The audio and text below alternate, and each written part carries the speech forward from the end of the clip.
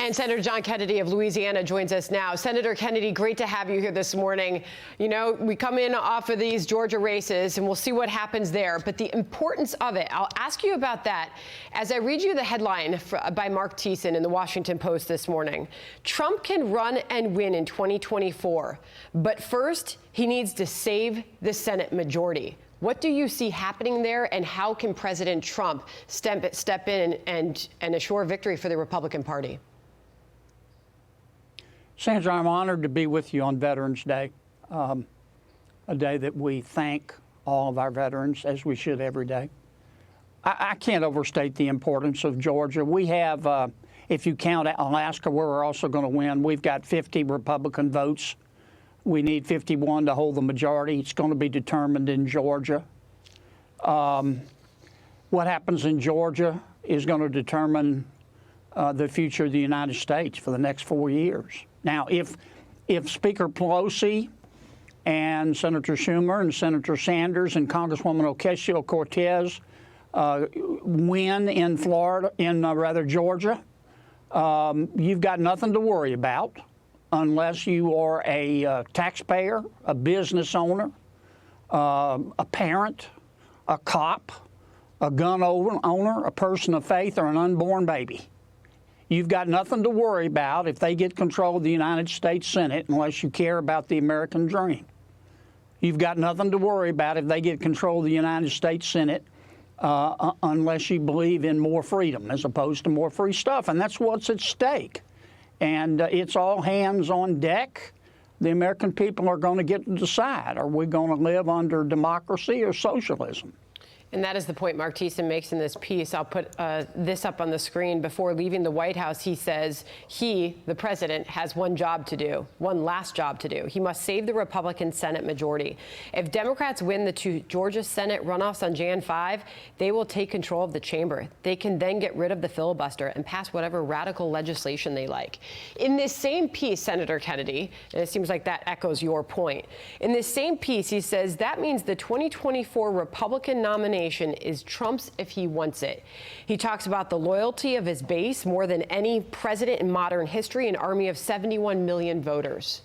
What do you want to see the president do next, assuming that Joe Biden makes his transition into office? Well, number one, I want to see the president finish prosecuting his claims of irregularity. The integrity of the electoral system depends on it. We have tens of millions of Americans that think that the election was rigged as a carnival ring toss. And it's important that they, however the election comes out, that we all accept the results. And so we've got to finish letting our courts do their job. In terms of what happens after that, I hope the president, regardless of how the legal claims come out, helps us in Georgia. We need the help. He's very popular in Georgia. And I don't want to, I can't understate the importance of this. I don't recognize many of my colleagues in the Democratic Party anymore. I mean, many of them really are socialists. They really are to the left of Lenin. They really do believe in open borders and that abortion is a moral good. And they believe that the way to deal with Iran is with hugs and hot cocoa. You know, I mean, it'll change America if the Democrats get control of the United States Senate. We're not going to let it happen, but we're going to have the help of the American people. And I think our friends in Georgia will step up, you know, and now the media is going to tell them how they ought to vote. But lots of times American voters don't vote like they're told to. They've learned to filter what they get on the internet and through some of the national news organizations and make decisions for themselves. They're not morons. And we're looking at a live look there in Georgia as we are anticipating a rally to happen shortly, as all eyes will be on that state until January. Senator Kennedy, we saw quite a bit of you yesterday, and you really gave former FBI acting director Andrew McCabe a grilling when he appeared before the Senate Judiciary Committee, on which you sit. He was grilled on Russian meddling, FISA abuse. Just here's some of what we saw.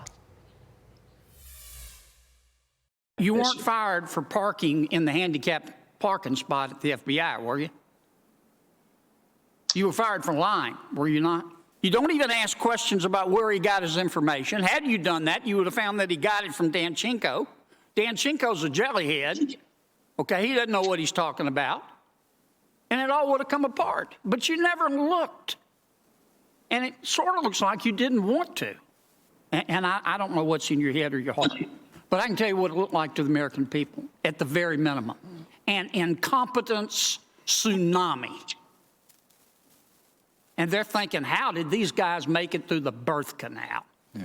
Senator Kennedy, the president was tweeting during that hearing and said this: Republicans don't let Andrew McCabe continue to get away with totally criminal activity, he writes. What he did should never be allowed to happen to our country again. Fight for justice. That was a message to you and your committee, clearly, and your party, Senator. So what is the end game here? Well, there is an investigation. The FBI does have an investigation, and we're waiting to hear about it. When you step back, Sandra, and look at what happened, it's really kind of breathtaking.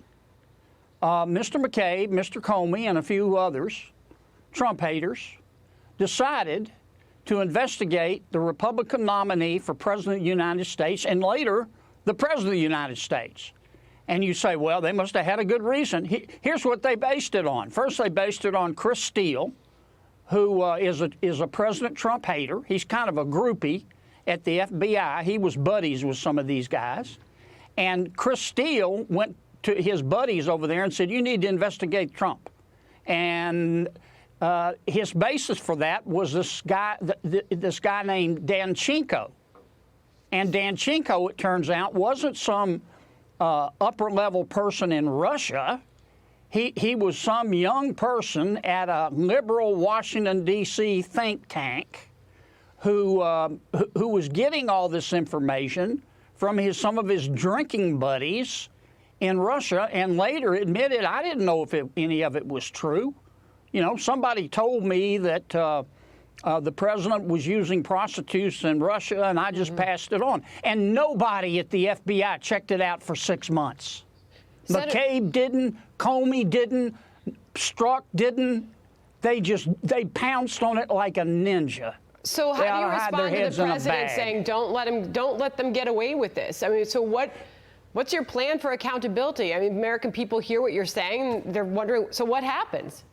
Well, if the U.S. attorney in Connecticut, I believe it's Connecticut, can prove that it was intentional, they should be prosecuted, all of them.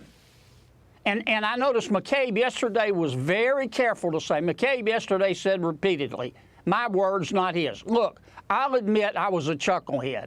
I'll admit that we did a horrible job with this. I will admit that we were negligent. But we didn't do it intentionally. We didn't do it intentionally. He's speaking to the U.S. attorney. He's saying, please don't prosecute me. Senator, I appreciate your time this morning on that and a lot more that is going on as this country tries to move forward. Keep us updated on where all that goes with your committee next. Thank you, sir. Bless our veterans.